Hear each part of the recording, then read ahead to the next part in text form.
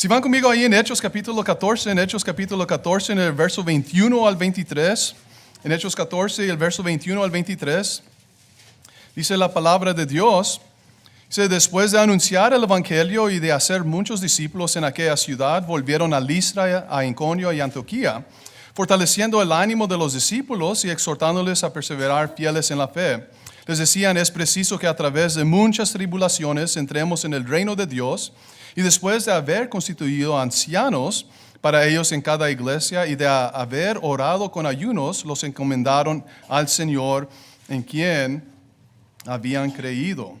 Cuando nosotros llegamos a mirar aquí en Hechos capítulo 14, en estos 3 versos llegamos a mirar que la iglesia llega a pasar por diferentes etapas. Y llegamos a encontrar 3 de estas etapas aquí. Llegamos a encontrar la etapa de su inicio, como miramos en el verso 21. Cada congregación local tiene su origen, tiene su inicio. Cuando alguien vino y comenzó a predicar y a anunciar el evangelio y comenzamos y se establece una iglesia local, se hacen discípulos. No solamente eso, encontramos en el verso 22 la idea de la maduración. Cada iglesia tiene que madurar y eso es nosotros creciendo en nuestra fe, todos juntos madurando, adultos, jóvenes, niños, todos fortaleciendo nuestra fe en Dios, arraigados muy en Cristo. Y no solamente eso, en el verso 23 comenzamos a mirar que la iglesia pasa por la etapa de producción. Ahora estamos mirando el fruto de nuestro crecimiento, de nuestra madurez dentro de la iglesia. Llegaron a establecer ancianos aquí en esta ocasión.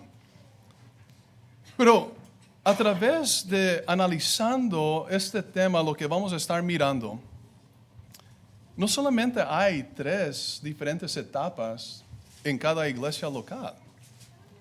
Hay más que eso. También llegamos a encontrar aquí la etapa de adaptación. Tenemos nosotros que ajustarnos a trabajar de esta manera, con ancianos, con diáconos, con nuestro evangelista, con todos los miembros trabajando todos juntos en unidad. Para muchos eso es algo nuevo. Todos tenemos que ajustarnos, adaptarnos a esta nueva forma de hacer las cosas. Y creo que muchos de nosotros podemos estar diciendo, estamos viviendo esto ahorita, ¿verdad? Pero no solamente eso, hay una 5ª etapa, lo cual vamos a estar analizando a través de toda esta serie. Y esta 5ª etapa es simplemente asegurando el futuro o el reto de mantener la iglesia organizada. Eso es lo que debemos estar trabajando, mirando hacia ese punto. Nuestro enfoque va a ser eso a través de esta serie, asegurando nuestro futuro como iglesia local. Y esa es la etapa en donde nosotros comenzamos a hacernos la pregunta y contestamos esta pregunta, ¿cómo vamos a mantener esto? Que no pare esta idea de los ancianos, los diáconos, evangelistas, todos trabajando en armonía para glorificar a Dios. Y nuestra meta siempre va a ser esta, de sostener generación tras generación la organización dentro de la iglesia local y siempre reflejar la imagen de Dios, glorificando a Dios en este patrón divino. Y eso es lo que vamos a estar analizando. ¿Qué podemos hacer nosotros para asegurar nuestro futuro? La primera cosa que vamos a estar analizando en esta lección va a ser aprendiendo la paciencia. Aprendiendo la paciencia. Para muchos, o quizás la mayoría de nosotros, esa es la primera vez que estamos trabajando o pasando por este proceso de llegar a ser parte de una iglesia organizada. Esa es la primera vez. Por lo tanto, aprender a ajustarnos a esta forma de trabajar y enfrentarnos con el reto de mantener la iglesia organizada, lo que es clave es la paciencia, de ser pacientes. ¿Por qué se requiere la paciencia? ¿Por qué se requiere la paciencia? La primera cosa que vamos a entender es porque existe una cultura que debemos de combatir dentro de las iglesias hispanas, aquí con nosotros. Y cada local tiene su propia cultura. Y cuando yo hablo acerca de la cultura, o podemos hacernos la pregunta, ¿qué es cultura? ¿Verdad? ¿Qué es cultura? Y muchas veces cuando pensamos en cultura podemos pensar que se nos viene a la mente un grupo de personas, ¿verdad? O incluso un grupo o una raza, lo cual es caracterizada por la manera como hacen ciertas cosas, ¿verdad? La cultura peruana, la cultura mexicana, la cultura hondurense, ¿verdad? Todos tenemos nuestra manera como hacemos las cosas. Pero cuando llegamos a prestar atención hacia la iglesia también llega a tener su propia cultura. Y cuando hablamos de la cultura en términos sencillos, la cultura es simplemente la manera en cómo hacemos las cosas aquí.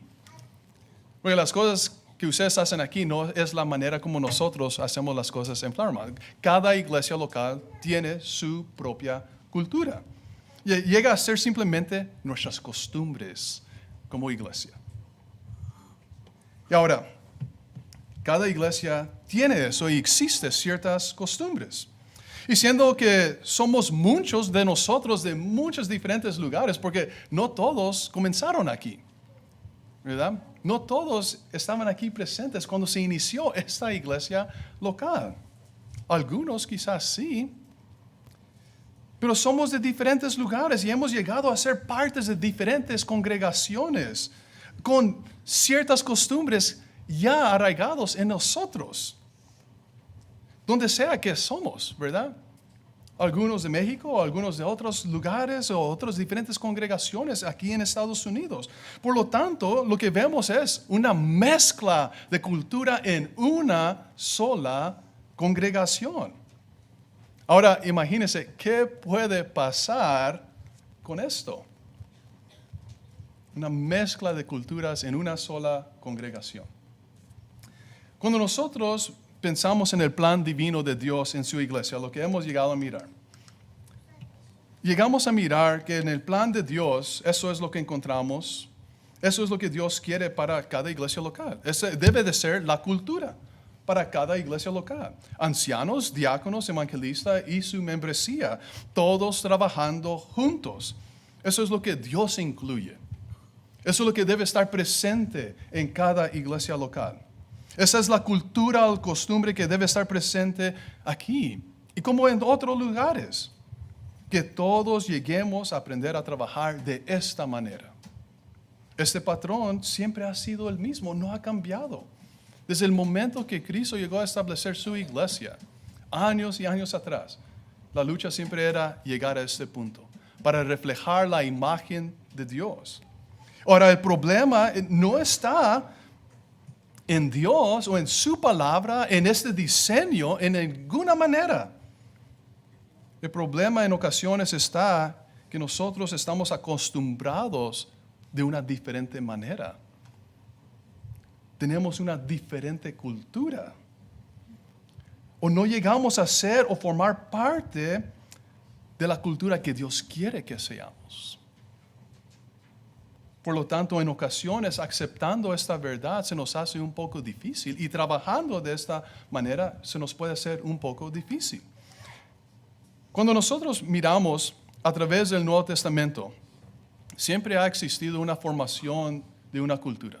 Siempre. Es interesante mirar que esto no es en realidad algo nuevo lo que estoy diciendo. Las iglesias del Nuevo Testamento llegaron a batallar esto en gran manera. Por ejemplo, cuando se llegó a predicar el Evangelio por primera vez, eso introdujo un gran cambio que llegó a afectar la mentalidad de muchos judíos en ese primer siglo. En Hechos capítulo 10 y el verso 34-35, en realidad nos marca muy bien y nos dice claramente qué era la cultura en ese tiempo. Dice, entonces Pedro abriendo su boca, dijo, de veras me doy cuenta de que Dios no hace distinción de personas. Y dice, sino que en toda nación le es acepto el que teme y obra justicia. Si notamos lo que está diciendo Pedro aquí, tengo una pregunta. ¿No sabía Pedro esta verdad ya?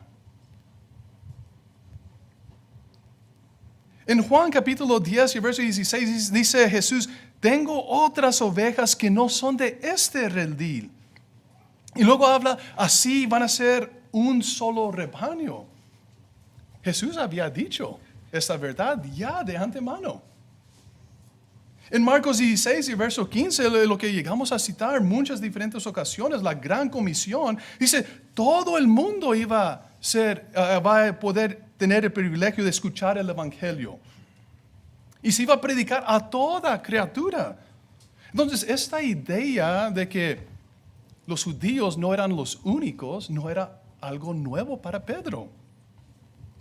Pero la pregunta es, ¿por qué estaba batallando Pedro para comprender esta verdad juntamente con muchos otros judíos? ¿Saben por qué? Porque había una costumbre ya establecida en la mente de la mayoría de los judíos. Ellos tenían la mentalidad o la cultura de que nosotros somos los únicos de Dios. Comenzando desde Éxodo 19, capítulo 19 y el verso 5 al 6, hasta que se comenzó a predicar el evangelio por primera vez, eso ha sido la cultura. Y podemos hacernos la pregunta, ¿sería difícil cambiar algo así? ¿Es algo fácil cambiar? ¿Algo que ya está bien arraigado? No lo es. Ahora es interesante mirar que no solamente individuos como Pedro, sino que también congregaciones enteras estaban batallando con eso también. Un buen ejemplo de eso era la iglesia de Roma. Una iglesia que llegó a iniciar como judía. La iglesia de Roma, pero después del edicto de Claudio en Hechos capítulo 18 y el verso 1 y el 2, llegó a convertirse en una iglesia compuesta solamente de gentiles.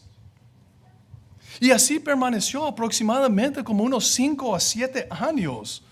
Pero cuando llegó a entrar Nerón a quitar el edicto de Claudio, ahora esos judíos que fueron expulsados de Roma, ahora están volviendo y regresando a Roma.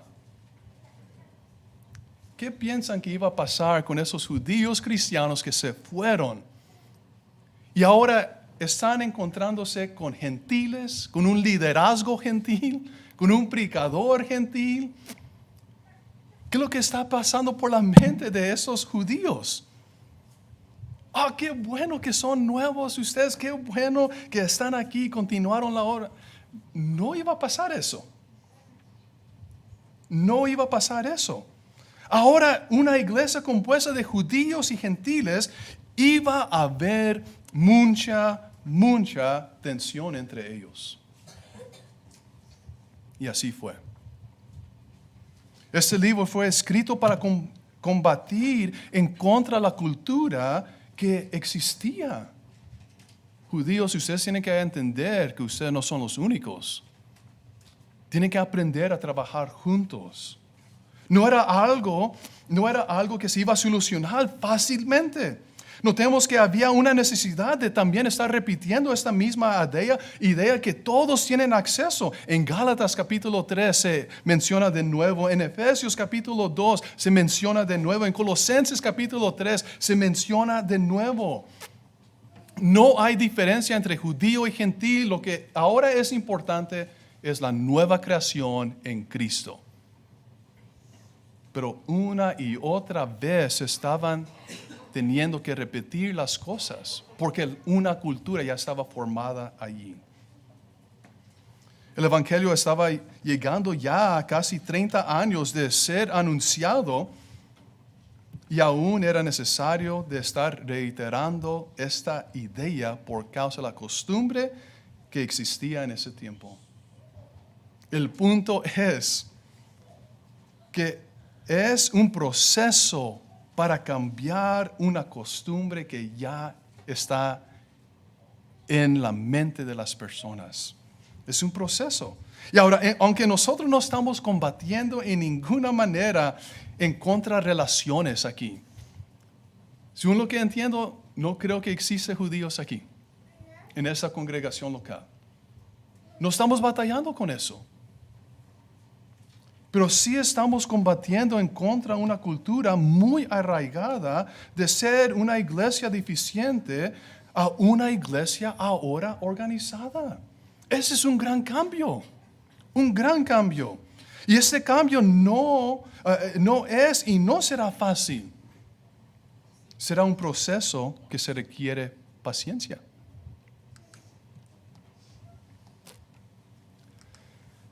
Toma tiempo para depositar nuestra confianza en Dios. Hemos estado tan acostumbrados en donde se llega a llevar a cabo muchas decisiones en juntas de varones, ¿verdad? En donde todos podemos votar o compartir nuestras opiniones. Y hemos estado acostumbrados a funcionar sin un verdadero liderazgo. Y hasta cierto punto hemos llegado a normalizar eso. Pero esto simplemente no es el plan de Dios. No es el plan de Dios. Por lo tanto, en Hebreos capítulo 13, verso 17, vamos a hablar más acerca de esto en el domingo, pero dice, obedezcan a sus dirigentes, otras versiones dicen pastores, y sométanse a ellos porque ellos velan por la vida de ustedes como han de dar cuenta para que lo hagan con alegría y sin quejarse, pues eso no les sería provechoso. Se nos hace difícil depositar nuestra confianza no en los pastores, porque creo que va más allá que esos dos hombres. No en Fabián y no en Chalo, sino depositar nuestra confianza en Dios. En el plan de Dios de tener hombres calificados para liderar a la iglesia. Se nos hace difícil en ocasiones aceptar que ahora unos varones, por lo menos dos, que estén tomando decisiones y juicios para el bienestar de la iglesia local. Y hay una lucha interna en contra de lo que sabemos en teoría, porque sabemos claramente que Dios tiene su patrón y yo lo puedo ver y puedo poner mi dedo allí en el texto. Pero lo que practicamos en ocasiones, lo que hablamos en ocasiones, nos dice que me falta fe en Dios y en su plan divino. Obedecer, sujeción, no suena muy bien en mi vista. ¿Por qué a estos dos hombres? Puede ser el pensar de algunos. O simplemente llegar a cuestionar las decisiones hechas por el presbiterio, simplemente es algo que nos está dando a entender. Estás dudando en el plan divino, no de ellos, sino en Dios. Eso simplemente demuestra una falta de confianza en Dios y en su plan. Toma tiempo, porque hemos confiado tanto en nuestro propio plan y en nuestra manera de hacer las cosas por años y años y no en el plan de Dios. Pero confiemos en Dios. Con paciencia vamos a mirar que su plan es mucho mejor que nuestro plan y la manera como hacemos nosotros las cosas. No solamente esto, toma tiempo para aprender a trabajar verdaderamente como un cuerpo. Se ha sembrado la idea de que todos podemos hacer todo. Esa es la costumbre que se ha formado en muchas iglesias.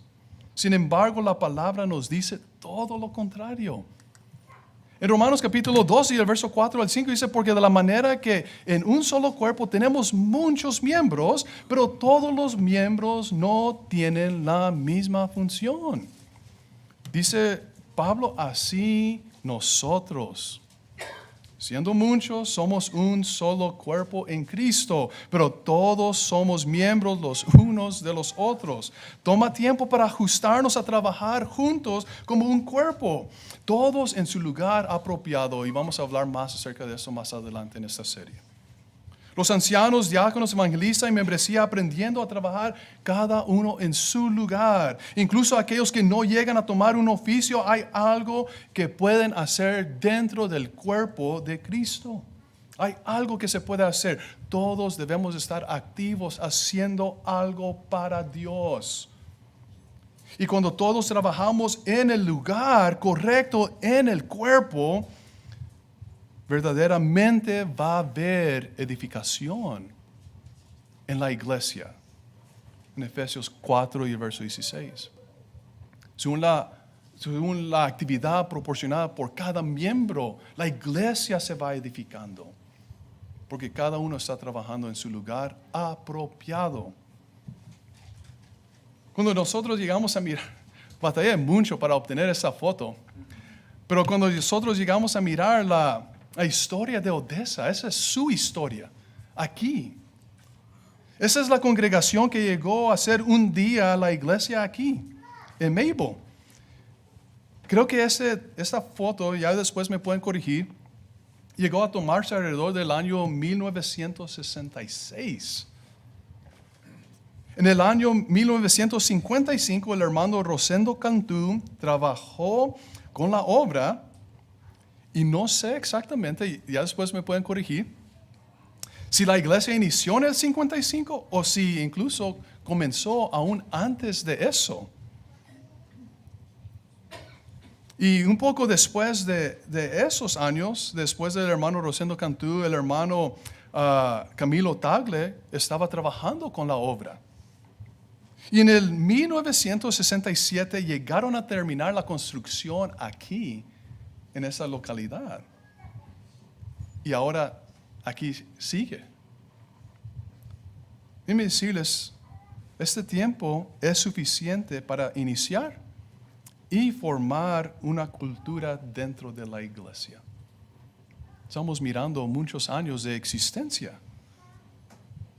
Ahora, se requiere paciencia porque estamos combatiendo en contra de una cultura muy arraigada. Otra vez, esto no es algo nuevo.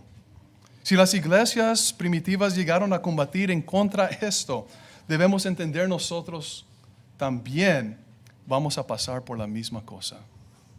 No las mismas luchas, pero diferentes costumbres que tenemos que combatir. La iglesia había estado en existencia aproximadamente por 60 años aquí en esta localidad. Probablemente más que eso. La iglesia ya había pasado suficiente tiempo para iniciar y formar una cultura. Y no solamente eso, sino que muchos han llegado de diferentes congregaciones, con diferentes culturas, costumbres. ¿Y saben qué? Eso simplemente añade más a los 60 años de existencia. Toma tiempo para quitar algo de la mente que está muy arraigado. Los judíos no aceptaron la verdad así rápidamente. Los judíos no abrazaron a los gentiles así rápidamente. Esa iglesia funcionando sin ancianos por tantos años, no va a ser fácil ganar las cosas bien. De quitar eso, lo que está bien arraigado en la mente, y cambiarlo por el plan divino de Dios. No podemos forzar el cambio o costumbre dentro de la iglesia. Tenemos que cambiarlo poco a poco. Es un proceso. Poco a poco se va a sembrar una nueva costumbre o cultura que llega a glorificar a Dios de esta manera, en esta forma. Pero se requiere paciencia. La segunda cosa que quiero que miremos es que hay un proceso de entrenamiento que se lleva a cabo. Por eso tenemos que ser pacientes. Porque cuando llegamos a mirar otra vez más el plan, creo que les va a gustar mucho esta foto, grábenlo muy bien. Cuando llegamos a mirar el plan de Dios, llegamos a mirar, llegamos de ser una iglesia deficiente a una iglesia organizada. Y cuando pasamos por ese proceso, tomó tiempo. Ahora, si eso es cierto, que es un proceso para llegar a este punto, va a ser cierto que va a ser un proceso para mantener la iglesia de esta manera. Para mantener la iglesia organizada. Por ejemplo, cuando nosotros llegamos a mirar en Mateo capítulo 28 y el verso 20 dice, y enseñándoles que guarden todas las cosas que les he mandado, y he aquí yo estoy con ustedes todos los días hasta el fin del mundo. Cuando vemos estas palabras de Jesús antes de ascender al cielo, ¿qué es lo que estamos mirando aquí? ¿Qué es lo que vemos? Lo que vemos es en realidad un proceso que se está llevando a cabo también.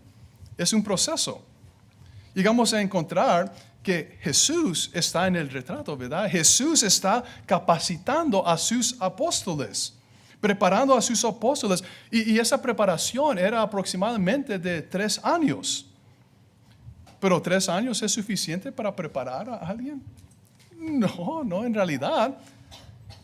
Pero por eso se requería enviar ¿a quién? El Espíritu Santo a los apóstoles. Ustedes piensan que van a estar solos, no se preocupen. Yo les voy a enviar el Consolador y Él les va a recordar todo lo que yo les he enseñado. Jesús sabía que 3 años no era suficiente para entrenar a 12 hombres para llevar a cabo una gran obra. Pero para el proceso allí, no. Llegamos a mirar que Jesús entrena a esos apóstoles y luego después los apóstoles, ¿qué es lo que iban a hacer? Ellos iban a entrenar a aquellos que iban a escuchar y aceptar, obedecer el evangelio, los discípulos. Esto es un proceso continuo hasta el día de hoy. Nosotros somos un producto de este proceso de Jesús entrenando a los apóstoles y los apóstoles entrenando a los discípulos y ahora nosotros estamos aquí. Pero lo que quiero que entendamos es de que estamos mirando un proceso de entrenamiento. Jesús no iba a estar aquí para siempre. Él entrenó a 12 hombres. Y esos 12 hombres no iban a permanecer para siempre. Y esos 12 hombres comenzaron a preparar a otros. ¿Sí me explico? Es un proceso. En 2 Timoteo llegamos a encontrar otro proceso ahora, que es lo que vemos de nuevo. Ahora estamos mirando el verso 2, dice, lo que oíces de parte mía mediante muchos testigos, esto encarga a hombres fieles que sean idóneos para enseñar también a otros. ¿Qué es lo que estamos viendo? La misma cosa. Pablo, el que está llevando a cabo el entrenamiento, ¿con quién? Timoteo. ¿Pablo iba a durar para siempre? No. Él no es eterno. Él iba a morir. Y Pablo entendía eso. Entonces, él comienza a enseñar, él comienza a entrenar a alguien más. Y ese alguien más es Timoteo. Y Pablo entendía que Timoteo, aunque tú eres joven, tú tampoco vas a durar para siempre. Un día vas a llegar a envejecer, se va a terminar este cuerpo. ¿Y qué es lo que vas a tener que hacer? Pasarle la antorcha a alguien más. Y que lo que miramos otra vez, el proceso. Pablo entrenando a Timoteo, Timoteo entrenando a otros hombres que son fieles para enseñar. Pablo no iba a dejar a Timoteo solo sin que llegara a recibir alguna clase de entrenamiento de parte suya. Y lo que él hizo con Timoteo, le dice, Timoteo, tú haz la misma cosa con alguien más. Hazlo con alguien más. Y encontramos un proceso. Cuando nosotros llegamos a mirar los oficios del presbiterio y también del diaconado, cuando prestamos atención a eso, llegamos a mirar que hay ciertos requerimientos que pone el Espíritu Santo para que hombres puedan servir en esta capacidad, ¿verdad? Uno no nace con todo lo que el Espíritu Santo nos pide. Bueno fuera que cada hombre llegara a nacer con los requisitos puestos ahí en 1 Timoteo. Bueno fuera, sería mucho más fácil, pero las cosas no suceden así. El varón tiene que trabajar en su propia vida, en su fidelidad hacia Dios. Y eso es un proceso. Los mismos requisitos indican que toma tiempo para llevar esto a cabo. Es un proceso que no se debe de apresurar. Se requiere desarrollar un espíritu verdadero de amor, de servicio hacia la obra, a la iglesia y primordialmente hacia Dios. No solamente en el varón, sino también en su familia, en su esposa, en sus hijos también. Es un proceso que nunca va a terminar. Siempre habrá espacio para mejorar cada uno de nosotros en nuestros oficios y también dentro de todos los santos. Es un proceso. Me acuerdo una ocasión, un hermano predicador que conozco y amigo, ¿verdad? Él me dijo eso. Dijo, lo único peor que no tener ancianos es tener ancianos que no estén calificados. Y eso es cierto para los diáconos también. Y eso me ayuda a entender que los siguientes ancianos, los siguientes diáconos, como también el evangelista, cada uno de ellos, las esposas también, tienen que pasar por un proceso de entrenamiento. No ponemos a un niño que todavía no sabe nadar, no lo tiramos dentro de la agua. Eso es ilógico. Y no creo que nadie va a hacer eso. Es un proceso para que aprenda a nadar. Hermanos, amigos, es un proceso para desarrollar nuevos ancianos. Es un proceso para desarrollar nuevos diáconos y el nuevo evangelista también. Se requiere entrenamiento. Eso toma tiempo. Hay que ser pacientes con el proceso. La tercera y última cosa que quiero hablar con ustedes es, ¿por qué se requiere la paciencia? Porque Dios es paciente con nosotros. Esto me impacta la vida. Porque Dios es paciente con nosotros. Dios no solamente quiere que seamos pacientes por causa de la costumbre muy arraigada que puede existir aquí en esta iglesia local o también en nuestra iglesia local, sino que también debemos ser pacientes por el proceso que se lleva a cabo para entrenar a los nuevos que van a tomar el lugar en la obra. Pero Dios también quiere que seamos pacientes porque Él mismo es paciente con nosotros. Quiero que notemos lo que dice Pablo en Efesios capítulo 5 y el verso 1. Dice, por tanto, sean imitadores de Dios como hijos amados.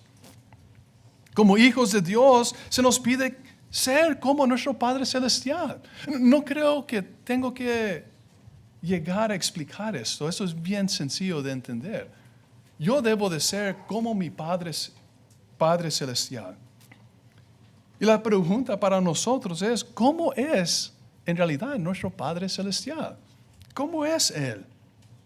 Pues lo que vemos es que Él es paciente. Él es paciente. Cuando llegamos nosotros a ver la paciencia de Dios, es fácil mirar qué tanta paciencia en realidad nos hace falta a nosotros y qué tan cortos llegamos en realidad de ser como nuestro Padre Celestial.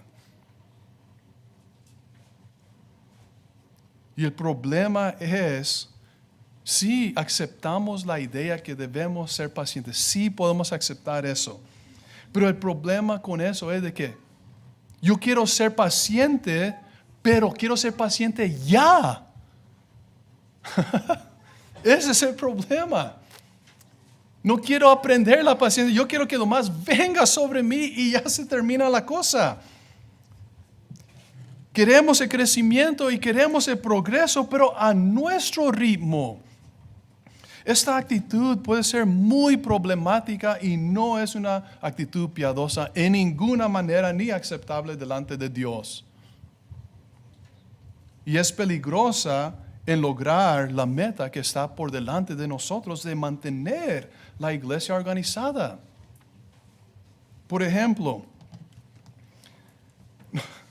cuando nosotros llegamos a mirar dentro de nuestra sociedad, yo no voy a culpar por total la sociedad en que nosotros vivimos, pero yo puedo decir que la sociedad en que vivimos nosotros sí tiene cierta influencia en nosotros y en nuestra paciencia. Cuando miramos la sociedad, nos está influyendo a ser impacientes. Por ejemplo, ¿qué es lo que vemos? Todos estos restaurantes, ¿qué es lo que se les llama? Comida rápida. Necesito que comer algo, pero tengo que comerlo ya. Entonces vamos a algunos de esos restaurantes. Cuando estamos atrasados para llegar a un destino, ¿qué es lo que hacemos? Yo no quiero ser paciente en esperar en el tráfico. ¿Qué es lo que hacemos? Nos metemos por el toll y ya después que me manden el bill, ¿verdad? En la casa. Y no queremos esperar en el tráfico. ¿Qué es lo que nos está enseñando la sociedad? En realidad, no tienes que ser paciente. Tú puedes hacerlo como tú quieres. No tienes que esperar. Pero cuando se trata del sentido espiritual, hay una gran lección para nosotros. Dios en realidad nos demuestra qué es lo que es la paciencia verdadera. Cuando nosotros llegamos a mirar a personajes como Abraham, muchas veces llegamos a poner esos personajes como Abraham, David y muchos otros en un pedestal. Que ellos llegaron a tener una gran fe y siempre han tenido una gran fe. Hombres que hasta cierto punto nunca vamos a poder alcanzar la fe que ellos tuvieron. Y se nos pinta así de esa manera muchas veces. Y yo cuando era joven, cuando era más joven, ¿verdad? Cuando era más joven, yo me acuerdo, yo no sé si algún día voy a poder alcanzar los talones de Abraham o de David. Pero cuando crecemos y en realidad desarrollamos un hábito de estudiar verdaderamente, no debemos de poner a esos hombres en un pedestal y no debemos de pensar que no podemos alcanzar la fe que ellos llegaron a obtener. Porque muchas veces nos enfocamos tanto en el personaje que llegamos a pasar por alto lo que en realidad debemos de enfocarnos. La historia de Abraham en realidad no es la historia de Abraham. En realidad es la historia de Dios, enseñándole a nosotros, a la humanidad, a su creación, qué tan paciente es con nosotros. Y pasamos por alto esta gran lección. Cuando nosotros llegamos a mirar otra vez más a Abraham, sí es cierto, él tuvo fe. Yo no le voy a decir que no. Él tuvo gran fe en Dios. Pero Dios fue paciente para que pudiera él llegar a la fe que él llegó a demostrarnos en las páginas sagradas de las Escrituras. Por ejemplo, cuando llegamos a ver a Abraham, ¿qué tanto tiempo tomó Abraham para llegar a ser ese gran hombre que todos conocemos? Para ser ese hombre de Hebreos 11. ¿Qué tanto tiempo tomó él? ¿El momento que fue llamado? Oh, no. Tomó mucho tiempo para llegar al punto donde él llegó a Hebreos 11. Cuando fue llamado por Dios, Abraham, sí es cierto, se levantó y se fue, lo cual sí tomó fe para hacer eso. Pero no duró mucho tiempo que Abraham llegó a manifestar que aún tenía que crecer más en su confianza en Dios. Vamos ahí en Génesis rápidamente, en Génesis capítulo 12, y el verso 9. Génesis 12 y el verso 9 y el 10. Noten lo que dice la palabra de Dios. Dios había llamado a Abraham. Abraham fue a la tierra que Dios le iba a demostrar. Pero noten, hubo un gran hambre en la tierra, pero noten la acción de Abraham aquí en el verso 9 y el 10. Dice, después partió de allí y se dirigió progresivamente hacia el Negev. ¿Qué está haciendo Abraham? La idea de Negev es progresivamente se estaba yendo al sur de la tierra prometida. ¿Qué está haciendo Abraham? Dios dijo, quédate aquí, porque está llegando a los límites de la tierra prometida. Verso 10 dice, hubo hambre en la tierra y Abraham descendió a Egipto para residir allí, pues el hambre era grande en la tierra. Alto aquí. ¿Dios le dijo a Abraham que se fuera de la tierra? No. Dios dijo, quédate en la tierra que yo te voy a dar. ¿Dios le dijo que se fuera a Egipto? No. ¿Por qué se estaba dirigiendo Abraham hacia el sur? ¿Le había dicho Dios que hiciera eso? ¿Le había dicho Dios que entrara en Egipto? ¿Qué de las palabras que Dios le había dicho en el verso 2 y el 3? No te preocupes, yo voy a estar contigo. Y aquí estamos mirando a Abraham preocupándose porque hubo hambre y se fue a Egipto.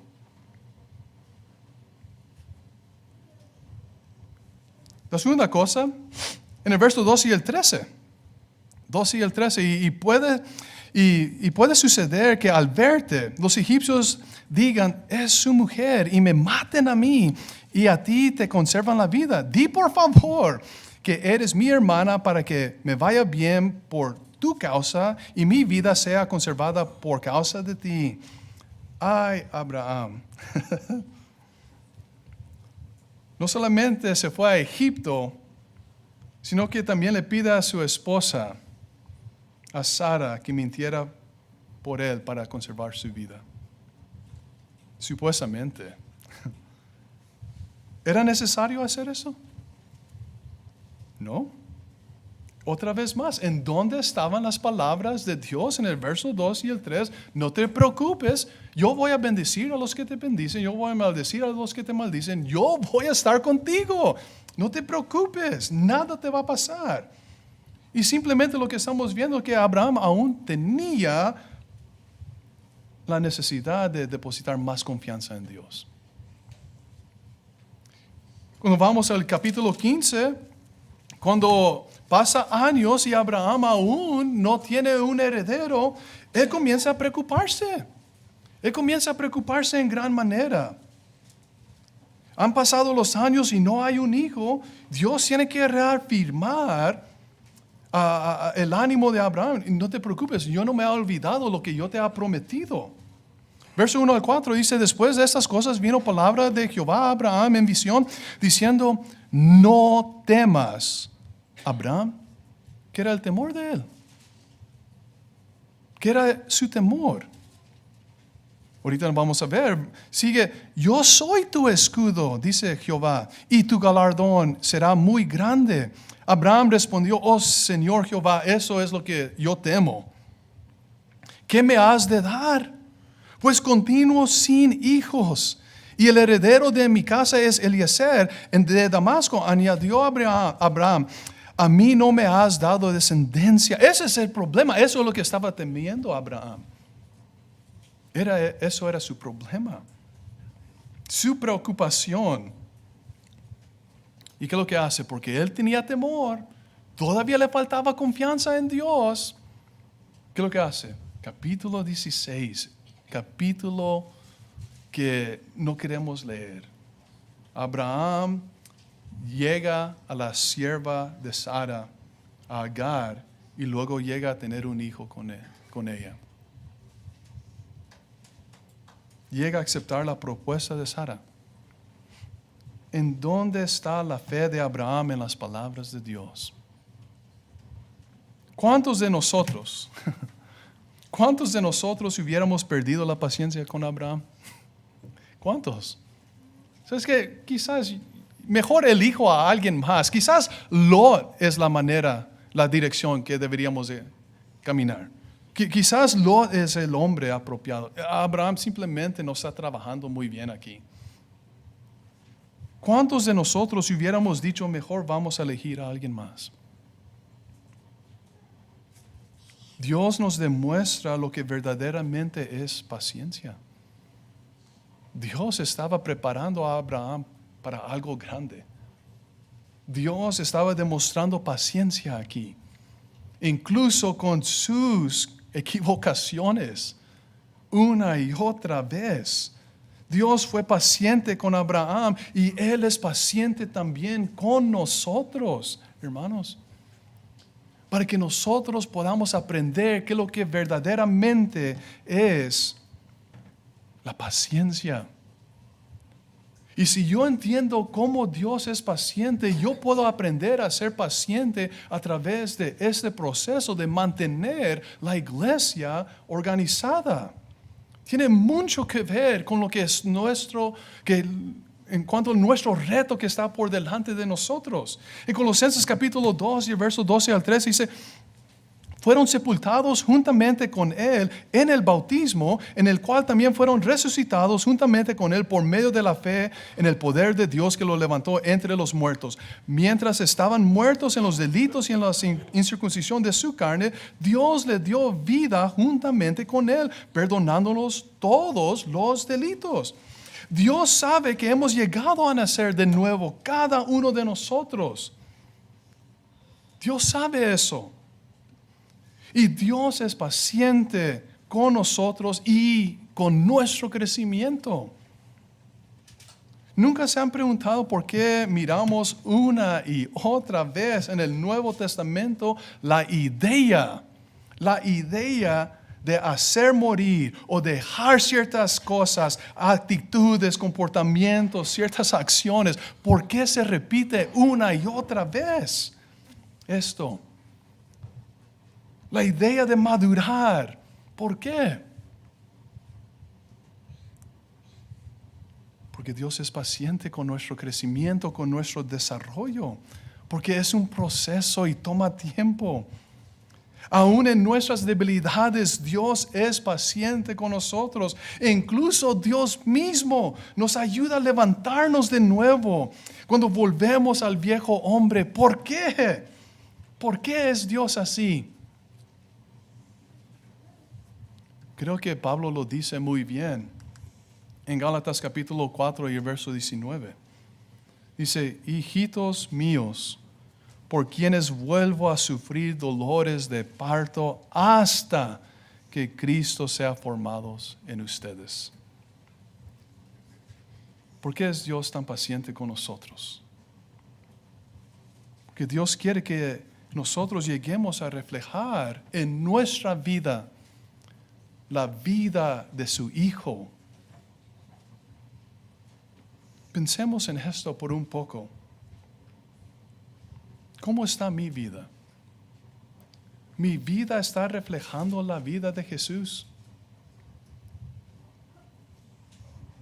Es una palabra sencilla, pero una pregunta muy impactante que se va muy profundo en nuestro ser.